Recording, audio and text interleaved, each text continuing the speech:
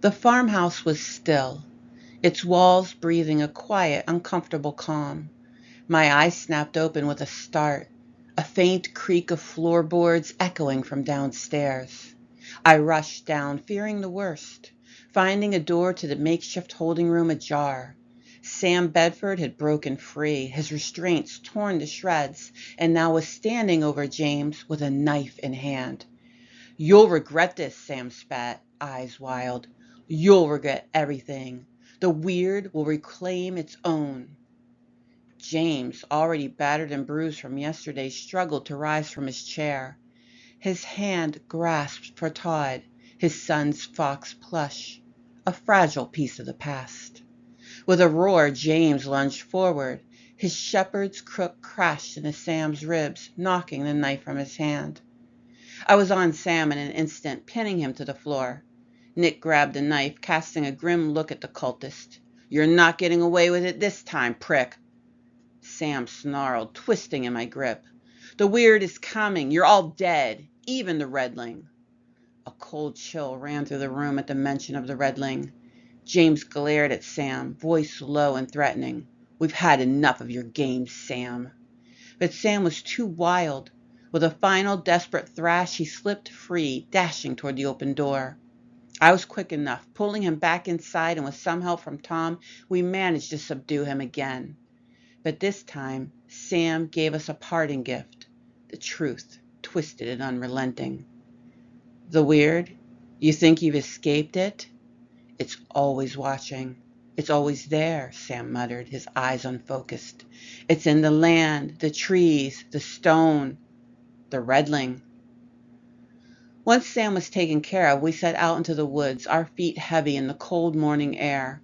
The wind whispered through the trees as if the forest itself was alive, watching our move. James led the way, his hand still clutching the plush fox tightly. He knew Michael was caged, a prisoner to the cult, to the tradition. He was hidden in an ancient stone clearing, the cage rusted and surrounded by tangled ivy and symbols carved deep into the earth. The weird's mark was everywhere here, and it had been for centuries. Darrow and his followers had long since set up camp, and the air was thick with anticipation. The ritual was about to begin. The glade was still, cloaked in pre-dawn shadow, but the hush was brittle, the kind that comes before something breaks. In the clearing stood a cage, black iron, shaped like a hunting trap, cruel in its craft. Inside, the redling crouched, bare-skinned and filthy, his limbs taut as twisted branches. His eyes, once human, were golden now, bright, alert, and far away all at once. Around him, the hunt assembled. Men and women in antique red jackets, masked with bone, bark, and boar's tusk. They carried polished horns and hunting crops, boots gleaming even in the dirt. Some on horseback, others with hounds snapping at their heels. Smoke curled from the torches burning with a greenish hue. Lord Darrow stepped forward. He stood tall beneath a ceremonial antlered helm, and the hush around him was reverent. His voice, when it came, was cold and commanding. "For centuries we have called the wild, for order, for legacy, for man's divine place over tooth and claw. Today, once more, we will run down the redling and remind the land who holds the leash." Michael's body twisted, contorted, his eyes widened with pain as his form began to change.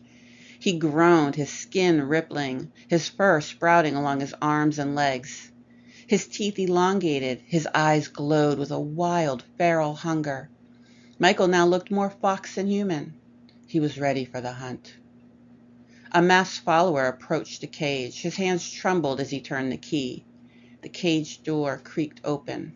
Michael did not move. A horn blew, the hounds snapped at their leashes, howling in anticipation, and the forest answered. We lay hidden in the brush. The plan was chaos, tripwires, smoke flares, interference, anything to interrupt the ceremony and save Michael, but already it was slipping away. "I should have stopped this decades ago," he whispered. "Michael, my boy, I should have saved you." Michael ran, not like a boy, but like a creature forged by thicket and thorn. He darted through the trees, leapt rocks, veered into shadow. The hounds bellowed behind him. Horses thundered. "Let the hunt commence!" Darrow bellowed. Smoke bombs cracked and hissed. The cult's grotesque trail hunt, blending real scents with old blood, fox piss, and burning herbs. But suddenly, something changed. The air shifted. The undergrowth moved. A black fox darted across the path, not away from the hunt, but toward it. Then another. Eventually, what seemed to be the entire local fox population charged from the woods. And then everything broke loose. A badger lunged from beneath a hedge and bowled over a hound, soon joined by his family. A fallow deer herd charged at the steeds with antlers lowered like spears of bone and burr. Sparrowhawks, buzzards, kestrels, and tawny owls shrieked and dove, talons flashing. Magpies, crows, rooks, jackdaws, and jays screamed overhead, pecking riders at their heads and at their eyes. A stoat leapt onto the boot and bit deep. Mice, rats, voles, weasels, rabbits, hares, a polecat, and even a bloody otter, they all poured from the forest canopy. The little beasts swarmed the bootstraps while panicked horses reared. From the branches, squirrels leapt onto the heads of the riders, biting at noses and ears. Even more surprising was some of the village's cats and dogs seemed to have joined the natural forces. A murmuration of starlings, wood pigeons, tree sparrows, bullfinches, goldfinches, blue tits, gray tits, dunnocks, wrens, and even pipistrelles clouded the forest eaves. A swan tackled a hunter to the ground, beating her into submission with his wings like a heron's eerie cry pierced the woods. The robin from before landed briefly on James's shoulder, then darted into the fray. The hounds, once bloodthirsty, snarling beasts, halted mid-lunge, ears twisting.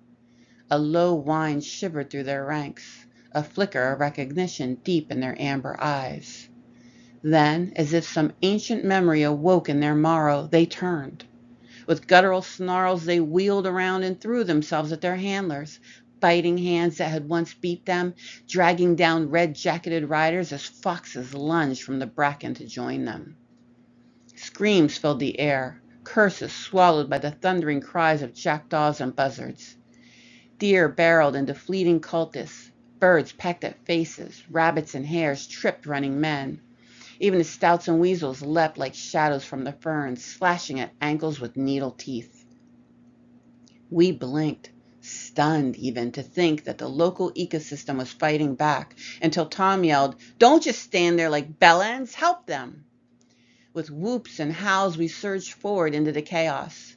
Sophie snatched a fallen riding crop and swung it at a hunter trying to raise a horn. Nick tackled a masked figure wrestling a barn owl off his shoulder. Tom and two deer leapt aside as a massive branch cracked by smoke and chaos came crashing down, separating the hollow from the path to escape. "No one's leaving," he muttered grimly. "Good." A voice rang out, manic and sharp. "View hollow! Tally-ho!" It was Darrow, his hunting coat torn, eyes wild. He had broken off from the fray and was sprinting uphill, crashing through underbrush with his whip raised high. And ahead of them, leaping, half fox, half boy, was Michael. "The redling's mine!" Darrow screamed, voice cracking with unhinged glee. "The blood shall run! The land shall remember!" "Shit, James!" I shouted. "He's after your boy!" James turned like he'd been stabbed. No! He bolted faster than I'd ever seen him move for a man of his age. I followed after him, my heart hammering against my rib cage, dodging low branches, stumbling over exposed roots slick with blood and moss. Behind us, the battlefield howled with fury, but ahead was a sacred terror. The redling's breath burned. His limbs didn't move like they once did. Pads where fingers used to be, claws gripping the wet leaf litter. The world smelled alive, every leaf, every pulse of fear, every whisper of blood. He could hear him behind, the master of the hunt, Darrow. The forest throbbed like a heartbeat around him.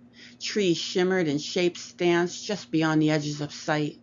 His thoughts tangled. He knew he had been something else, someone, once, but it was like trying to remember a dream with cold water poured into your ears. But then something shifted.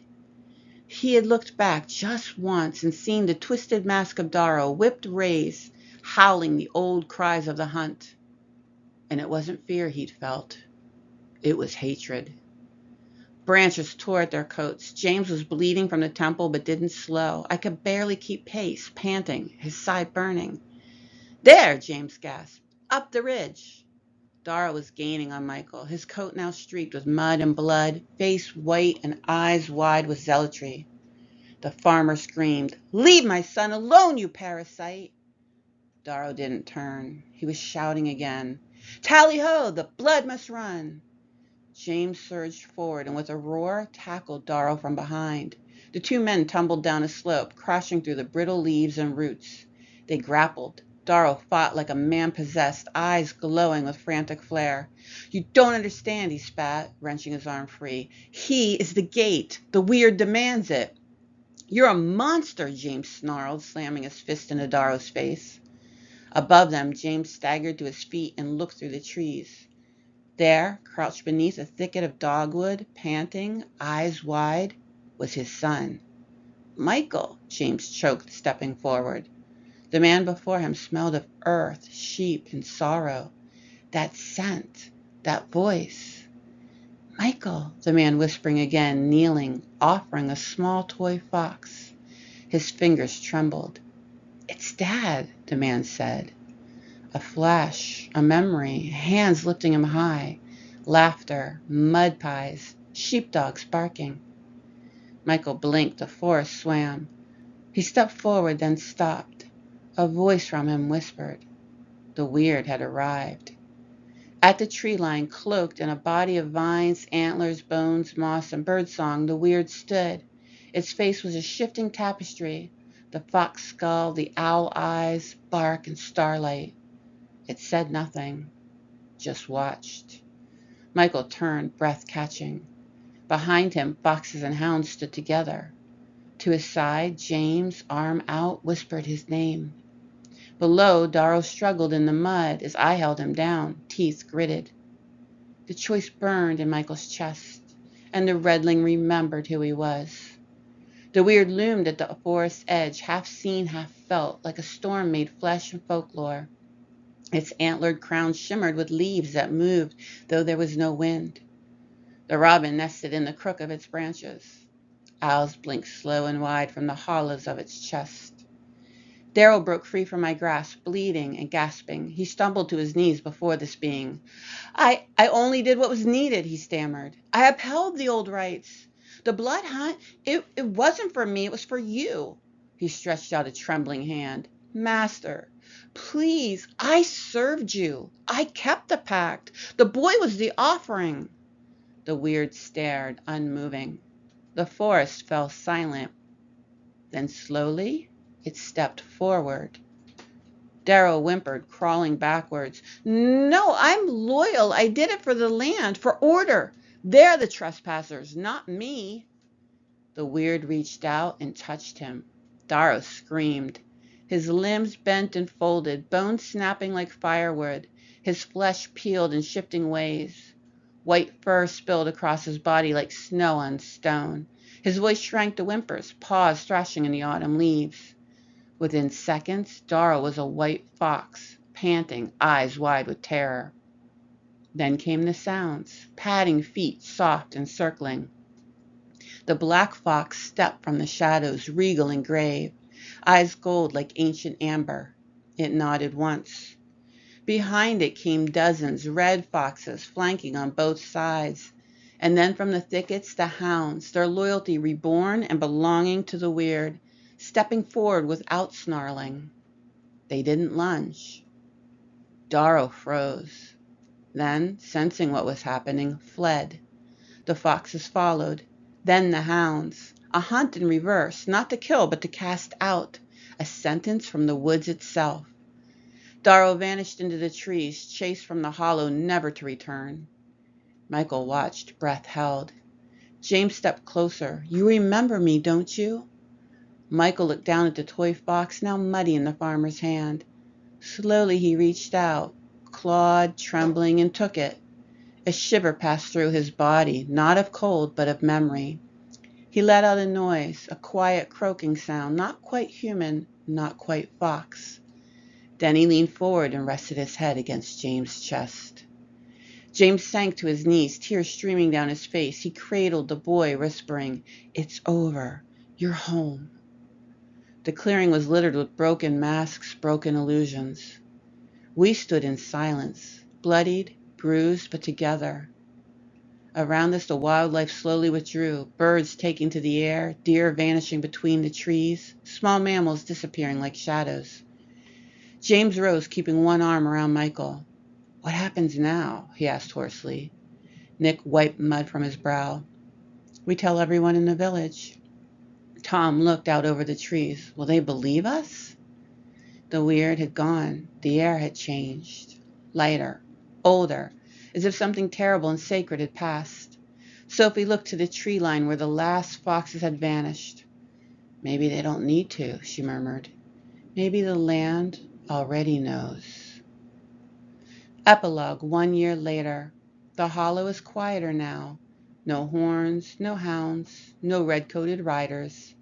No children vanish beneath the boughs. There's still whispers, of course. There always will be. Old stories cling to the bones of places like Harlow's Hollow. But the village breathes easier. Gardens bloom fuller. Livestock stay unbothered. Children play at the wood's edge without flinching at shadows. Some say there's a boy with foxes at dusk, barefoot, russet-haired, eyes bright and watchful, and there's a little plush in his arms. He doesn't speak, but he sometimes leaves feathers, stones, or acorns on doorsteps like gifts. James watched from the porch, mug in hand, always awaiting for his son to come home for dinner. Sometimes the boy returns. Sometimes he doesn't. And that's enough. As for me and the other saboteurs, we still speak of the weird, quietly. Not as a god, not as a monster, but as a reminder that the wild is not forgotten, that the land remembers who treads it and how, and that one day, should cruelty rise again, so too will the forest.